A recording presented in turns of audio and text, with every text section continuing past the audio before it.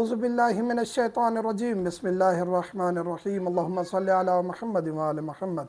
مومنین کرام، ایک سوال کثرت سے پوچھا جاتا ہے کہ روزے سے ہیں، روزے کے دوران روزہ رکھ لیا، روزے کے دوران نیند آ گئی، احتلام ہو گیا ہے، ڈسچارج ہو گیا ہے، نائٹ فال ہو گیا ہے، تو آیا روزہ ٹھیک ہے یا روزہ باطل ہو جائے گا؟ روزے کے دوران احتلام ہونے سے روزہ باطل نہیں ہوتا۔ آپ نے خود اپنی منی نہیں نکالی، جاگتے ہوئے سوتے ہوئے آپ کا جو ہے وہ ڈسچارج ہو گیا ہے، منی خارج ہو گئی ہے، اگر آپ نے خود نہیں نکالی، استمنا نہیں کیا، استمنا کیا ہے تو پھر آپ کا روزہ باطل ہے، یعنی خود آپ نے اپنی منی نکالی ہے۔ خود نہیں نکالی، خود بخود ہو گئی ہے، سوتے جاگتے آپ کا احتلام ہو گیا ہے، ڈسچارج ہو گئے ہیں، تو اس سے آپ کا روزہ باطل نہیں ہوگا۔ اسی طرح اگر کوئی خاتون حیض کی حالت میں آ جاتی ہے روزے کے دوران، روزہ ہے، ابھی روزہ رکھا ہے، دن کو کسی بھی وقت پیریڈز آ جاتے ہیں، اس کا روزہ باطل ہو جائے گا، وہ روزہ کنٹینیو نہیں رکھ سکتی، اور یعنی وہ روزہ شمار نہیں کر سکتی۔ باقی احترام رمضان میں کھانا پینا اور ان چیزوں سے اجتناب کرنا چاہیے۔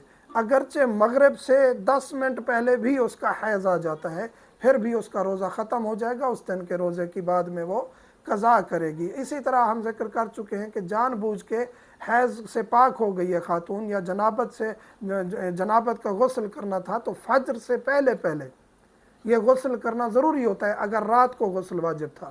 دن کو اگر احتلام ہو گیا ہے تو پھر اس صورت میں کوئی حرج نہیں ہے۔ رات کو جو آپ کے اوپر جنابت کا غسل واجب تھا، ہم بستری کی ہے یا احتلام ہو گیا، جو بھی ہے، فجر سے پہلے، اذان سے پہلے غسل کرنا ضروری ہے۔ خاتون حیض سے پاک ہو گئی ہے، فجر سے پہلے، اذان سے پہلے غسل کرنا ضروری ہے۔ یہ ہے روزے کے دوران اگر احتلام ہو جاتا ہے، خود مجنب نہیں ہوا، خود جان بوجھ کے مجنب نہیں ہوا، احتلام خود بخود ہو گیا، تو اس کا روزہ ٹھیک ہے۔ غسل وہ کسی بھی وقت کر سکتا ہے، نماز پڑھنی ہے تو اس سے پہلے وہ غسل واجب ہو جائے گا۔